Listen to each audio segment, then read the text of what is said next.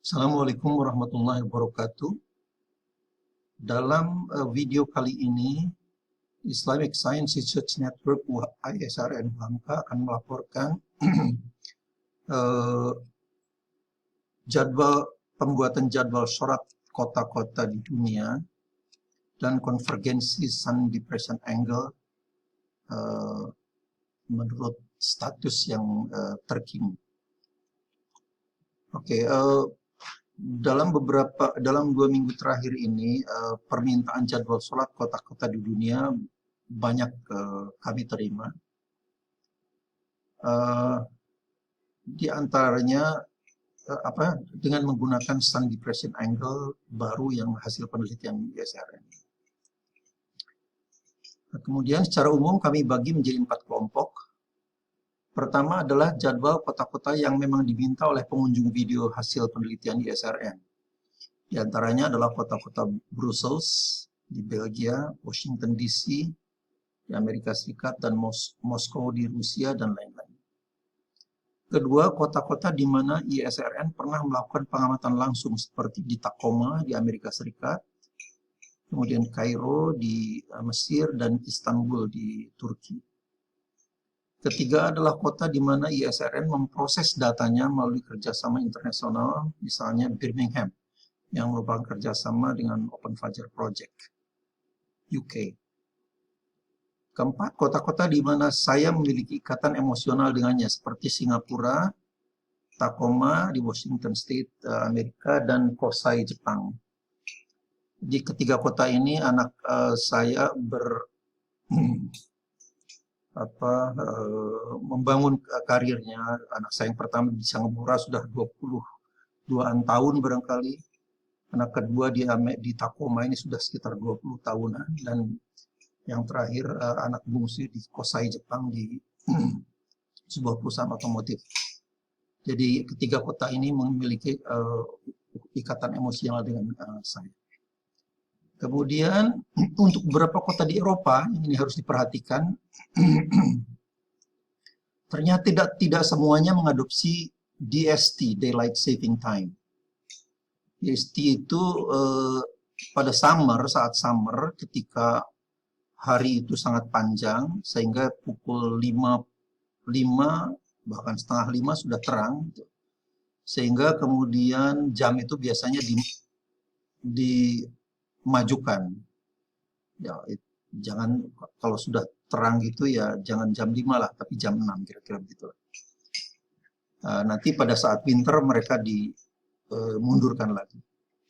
Nah, cuman persoalannya, kalaupun ada beberapa kota negara mengadopsi Daylight Saving Time ini, tanggalnya pun ternyata tidak sama. Misalnya Brussels dan Berlin mengadopsi DST antara 29 Maret sampai 25 Oktober.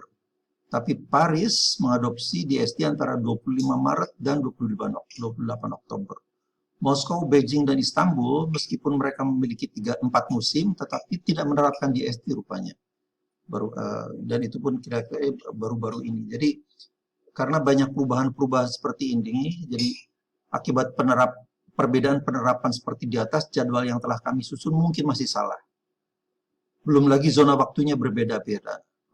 Tanggalnya mengadopsi DST-nya berbeda-beda, sehingga ada kemungkinan salah. Jadi mohon dikoreksi kalau masih terjadi kekeliruan, dan akan saya perbaiki tentu saja. Kemudian update status data dulu. Meskipun secara resmi ISRN telah menghentikan pengambilan data subuh Indonesia, ada beberapa keadaan sehingga data baru tetap kami koleksi. Misalnya, lockdown secara nasional yang menyebabkan polusi udara menjadi rendah telah menggoda kami mengambil data baru. Selama sekitar 17 hari sebelum puasa Ramadan, saya setiap hari naik ke atas atap sebuah masjid, kemudian mengambil data di sana. Karena saya pengen tahu apa impact daripada polusi udara yang sangat rendah itu. Ternyata tidak ada dampaknya. Tapi kan sebelum kita lakukan, kita coba, kita tidak bisa menyimpulkan itu. Itu akan laporkan secara sendiri lagi.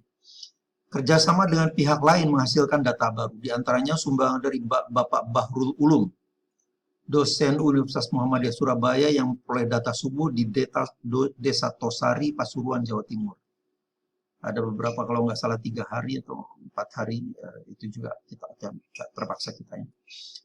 Kemudian pertukaran data dengan Observatorium Ilmu Falak Universitas Muhammadiyah Sumatera Utara dan Pastron Universitas Ahmad Dahlan di Yogyakarta menghasilkan data baru juga. Jadi akhirnya data-data itu kita masukkan juga.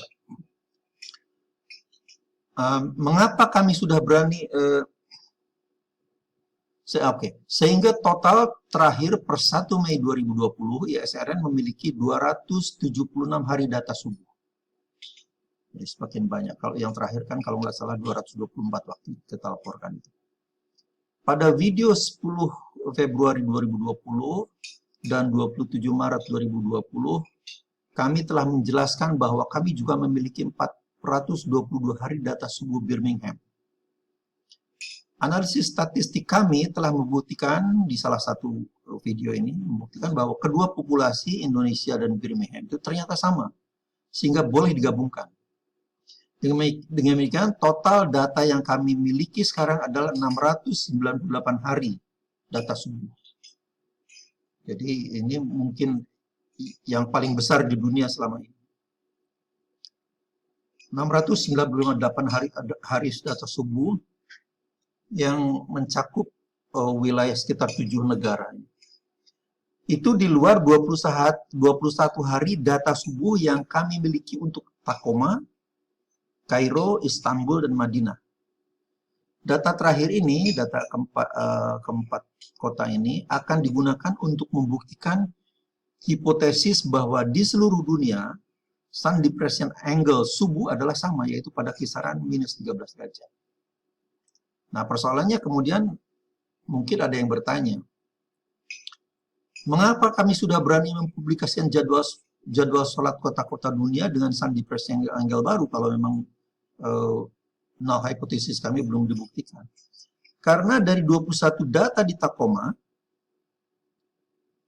di Amerika, Kairo, Mesir, Istanbul, Turki, dan Madinah, Saudi Arabia, harga rata sun depression angle-nya yang kami peroleh adalah 11,2 derajat.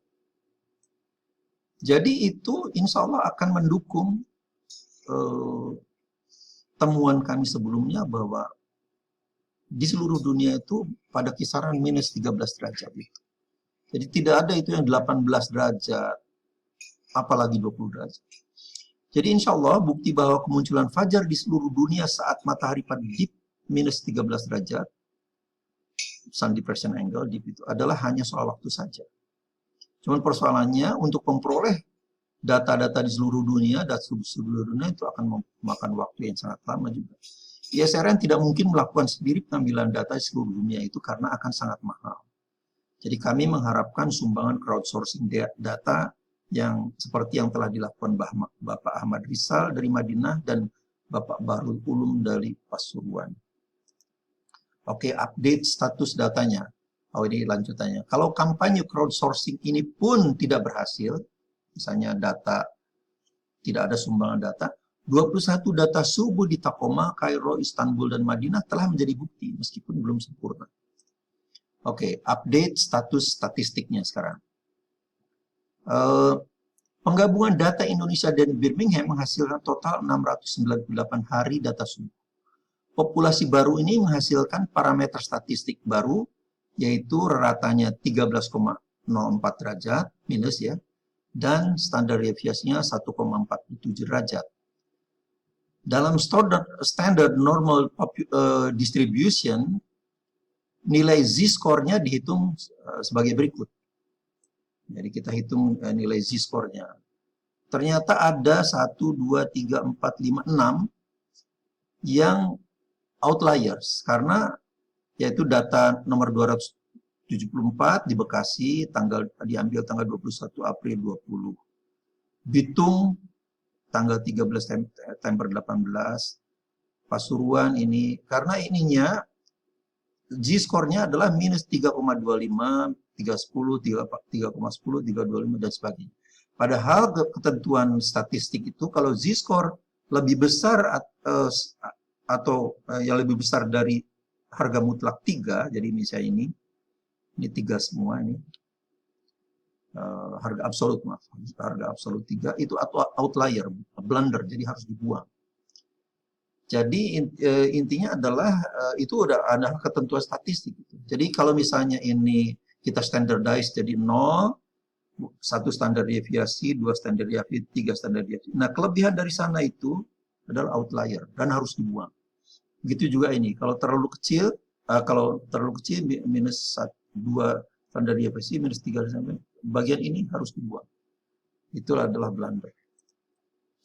Nah, update status statiknya. Kita lanjutkan.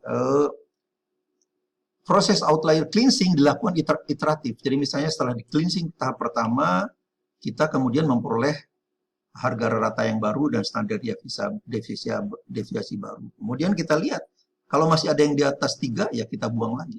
Jadi total ada 8 outlier, sehingga terakhir kita hanya memiliki 690 hari data yang bersih. Parameter populasi barunya adalah mu 13,0 derajat dengan standar deviasi 1,39 derajat. Inilah plotnya ini. Jadi sudah semakin mengerucut ke 13 derajat itu. Kemudian update status statistik berlanjutan, perbandingan probabilitas teoritis dengan kemunculan fisik depression angle. Nah, kita lihat dari 690 itu ternyata ada 14 biji yang lebih besar dari 16 derajat. Kalau kita persentase 14 begini ada 2,03%. Padahal secara teoritis harusnya 1,54%. Teoritis itu kalau datanya tak terhingga. Tapi ternyata tidak terlalu jauh juga ini. Perbedaannya cuma 0,49%. Ya, persen. Jadi yang 15 ada 49 biji, yang 13 ada 12 ada 533 dan sebagainya. Jadi ini adalah yang ada kenyataannya kemunculannya dalam populasi itu. Ini secara teoritis harusnya sekian kalau datanya tak terhingga. Ternyata bedanya semua lihat sangat kecil. Yang paling besar ini 0,83 tapi persen. Ya, persen. Jadi sangat reliable data ini. Kesimpulannya, kecenderungan fajar muncul pada dip rata minus 13 derajat semakin terbukti. Kami sudah menggunakan 690 hari data subuh di Indonesia dan Birmingham. Ada 21 hari data subuh di Tacoma, Kairo, Istanbul, dan Madinah yang ratanya adalah minus 11,2 derajat. Ini belum kita gunakan dalam hitungan statistik. Kalau ini kita gunakan, lebih rendah lagi ini. Ya, meskipun sedikit. Jadi membuktikan sun depression angle minus 13 derajat untuk seluruh wilayah dunia, insya Allah hanya soal waktu saja. Kalau data itu semakin banyak sumbangan dari crowdsourcing, insya Allah akan semakin cepat terbuktinya. Yang tertarik melihat jadwal sholat beberapa kota dunia dengan sun depression angle baru, silahkan klik di sini. Ada. Di beberapa kota lintang tinggi seperti Birmingham dan Moskow, saat summer matahari mungkin bahkan tidak pernah menyentuh minus 13 derajat. Sehingga tidak ada jeda antara subuh dan isya. Ini adalah problem fikih tentu saja.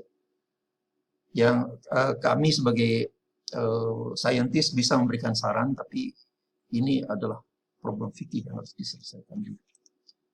Demikianlah, semoga bermanfaat. Assalamualaikum warahmatullahi wabarakatuh.